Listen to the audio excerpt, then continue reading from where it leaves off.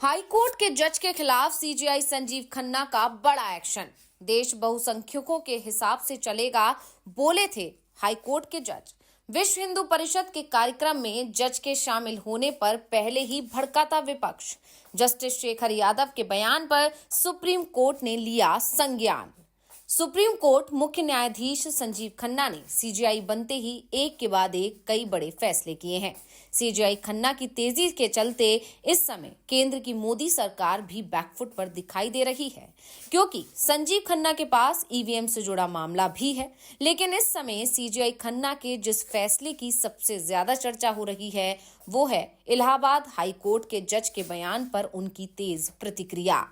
दरअसल Allahabad high court के justice Shekhar Kumar Yadav ने विश्व हिंदू परिषद यानी कि बीएचपी के एक कार्यक्रम में बेहद ही उत्तेजक भाषण दिया। उस पर सुप्रीम कोर्ट ने संज्ञान लिया और इलाहाबाद हाई कोर्ट से पूरी जानकारी मांग ली है। 8 दिसंबर को इलाहाबाद हाई कोर्ट में बीएचपी की कानूनी इकाई और हाई कोर्ट इकाई के एक प्रांतीय सम्मेलन में कहा था कि समान नागरिक संहिता यानी कि यूसीसी का मुख्य उद्देश्य सामाजिक सद्भाव, लैंगिक समानता और धर्मनिरपेक्षता को बढ़ावा देना है। इसी में जस्टिस यादव के कुछ ऐसे बयान दिए जिसे लेकर विवाद शुरू हो गया है। संसद में विपक्ष की तरफ से जस्टिस यादव के खिलाफ अब महाभियोग लाने की बात भी कही जा रही है। वैसे विपक्ष के लिए जस्टिस यादव के खिलाफ महाभियोग पास कराना बेहद मुश्किल है। ऐसे में सभी की नजरें सीजेआई संजीव खन्ना पर टिकी हुई थीं और सीजेआई ने जज के खिलाफ एक्शन भी ले लिया है। तो क्या है सीजेआई का एक्शन, इसी पर आज हम अपनी स्पेशल रिपोर्ट में करेंगे बात, तो वीडियो को आखिर तक जरूर देखें। यानी साफ है कि जस्टिस यादव के बयान पर हंगामा मचना तय था और जैसे ही ये बयान सामने आया, देश में हंगामा मच गया। हर तरफ से उनके खिलाफ आवाजें उठने लगी। वैसे बीजेपी के कुछ नेता जस्टिस यादव के समर्थन में भी सामने आए हैं, लेकिन अब इस मामले में सुप्रीम कोर्ट की भी एंट्री हो गई है। तो सबसे पहले हम आपको बताते हैं कि जस्टिस शेखर कुमार यादव प्रयागराज में विश्व हिंदू परिषद कार्यक्रम में कहा क्या था। तो बता दें कि जस्टिस शेखर ने कहा था कि मुझे ये कहने में कोई गुरेज नहीं है कि हिंदुस्तान बहुसंख्यकों की इच्छा के हिसाब से चलेगा। मैं ये बात हाई कोर्ट के जज के तौर पर नहीं बोल रहा। परिवार या समाज में जो बात ज्यादा लोगों को मंजूर होती है, वही स्वीकार की जाती है। जस्टिस यादव ने आगे कहा कि कठमुल्ला शब्द गलत है, लेकिन ये कहने में परहेज नहीं है, क्योंकि वो देश के लिए बुरा है।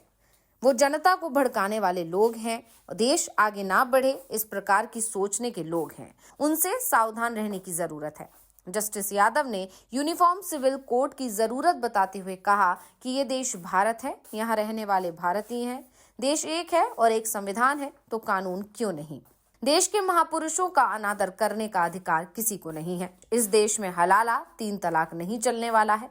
आप 4 पत्नियां रखने, हलाला करने या 3 तलाक करने का अधिकार नहीं मांग सकते। अगर आप कहते हैं कि हमारा पर्सनल लॉ इसकी अनुमति देता है, तो इसे स्वीकार नहीं किया जाएगा।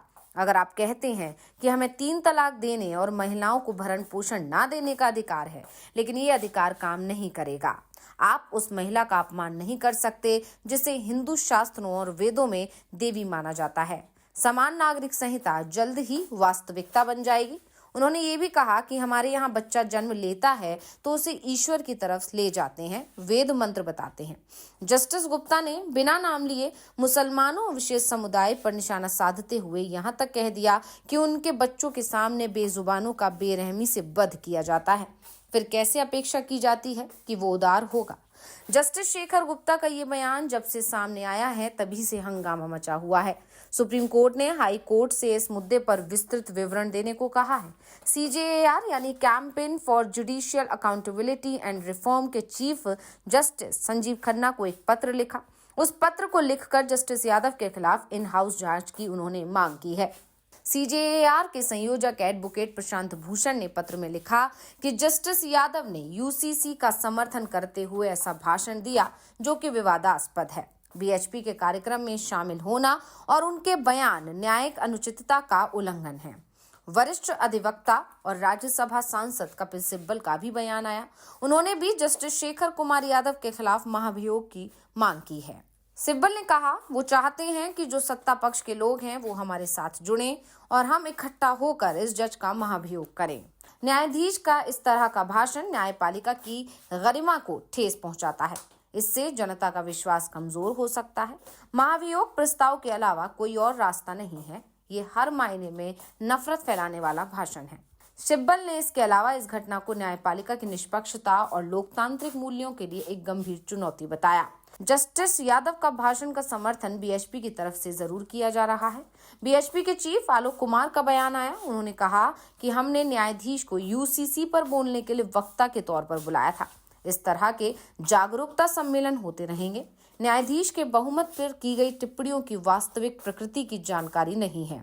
मैं प्रयागराज बैठक में नहीं था, लेकिन अगर न्यायाधीश ने बहुमत के बारे में ऐसा कहा भी हो तो मुझे इसमें कुछ आपत्तिजनक नहीं लगता। अगर जस्टिस यादव ने ऐसा कुछ कहा है तो मुझे इसके लिए खेद नहीं होगा। अगर बहुमत का कोई खास दृष्टिकोण है तो दूसरों को इसे मुद्दे नहीं बनाना चाहिए। वैसे जब जस्टिस यादव के बयान पर हंगामा मचा तो उनकी सफाई भी सामने आई है।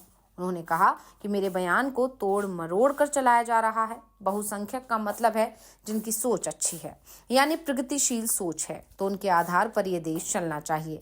हिंदू मुस्लिम का इसमें गलत सेंस लिया जा रहा है। बहुसंख्यक का सीधा सा मतलब है इस देश का आगे लेकर जाने वाले लोग। वहीं कठमुल्ला शब्द का इस्तेमाल किए जाने पर उन्होंने कहा कि ये एक प्रचलित शब्द हो गया है जो हमारे हिंदू में भी हो सकता है। उन्होंने कहा कि हिंदू धर्म में जो गलत ढंग से काम करने वाले लोग हैं उनको भी कठमुल्ला कहते हैं। फिलहाल सुप्रीम कोर्ट की तरफ से जस्टिस यादव के बयान पर संज्ञान लेते हुए हाईकोर्ट से रिपोर्ट मांगी गई है। इसके बाद से कहा जा रहा है कि सीजीआई संजीव खन्ना की तरफ से जस्टिस यादव के खिलाफ सख्त एक्शन हो सकता है। उन्हें महत्वपूर्ण मामलों से दूर रखने का आदेश दिया जा सकता है या उन्हें ऐसे राज्य के हाईकोर्ट में भेजा जा सकता है जहां उनके सामने कम महत्वपूर्ण मुकदमे की सुनवाई के लिए आए। वैसे जस्टिस गुप्ता की तरफ से सफाई पेश कर दी गई है, लेकिन सुप्रीम कोर्ट क्या जस्टिस गुप्ता की सफाई पर यकीन करेगा? दूसरी तरफ अब ये मामला संसद में भी उठ रहा है और सांसदों की तरफ से सवाल किया जा रहा है कि अगर एक जज ही इस तरह के बयान देंगे तो फिर कानून का काम कैसे चलेगा। वैसे एक बात तय मानी जा रही है कि संसद में विपक्ष बहुत कुछ नहीं कर सकता। जजों के मामले में संसद में चर्चा नहीं होती। विपक्ष अगर महाभियोग लेकर भी आता है तो ये उसी सदन में गिर जाएगा जिसमें विपक्ष इसे पेश करेगा, क्योंकि महाभियोग प्रस्ताव के पक्ष में 2/3 सदस्यों का समर्थन जरूरी होता है। साफ है, बिना सरकार की मदद के बिना सदन में महाभियान प्रस्ताव पास नहीं हो सकता। और दावा किया जा रहा है कि बीजेपी पर आरएसएस और हिंदू संगठनों का दबाव बनना शुरू हो गया है, जिसमें साफ कहा जा रहा है कि जस्टिस गुप्ता के खिलाफ पहला तो किसी तरह के महाभियोग की कार्रवाई को शुरू ही नहीं होने दिया जाएगा, और अगर ऐसा होता भी है तो महाभियोग का बीजेपी विरोध करेगी, जिससे यह प्रस्ताव पास ही नहीं हो पाएगा। तो रिपोर्ट आपको कैसी लगी हमें कमेंट करके अपनी राय जरूर दीजिएगा। इसी के साथ वीडियो को लाइक करें, वीडियो को शेयर करें और चैनल को सब्सक्राइब करना ना भूलें।